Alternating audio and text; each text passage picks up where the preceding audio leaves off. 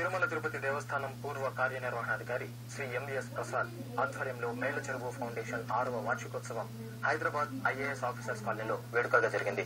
ఈ కార్యక్రమానికి ప్రముఖ వేద పండితులు శ్రీ విశ్వనాథ గోపాలకృష్ణమూర్తి ముఖ్య అతిథిగా పాల్గొని వివిధ రంగాలలో ప్రతిభ చూపిన విద్యార్థులకు బహుమతులను ప్రదానం చేశారు. ఈ సందర్భంగా ఏర్పాటు చేసిన కళ్యాణి వీణానాదం ఆహుతులను అలరించింది. ఈ కార్యక్రమంలో ప్రొఫెసర్ శ్రీ సివి రావు విశిష్ట అతిథిగా పాల్గొన్నారు.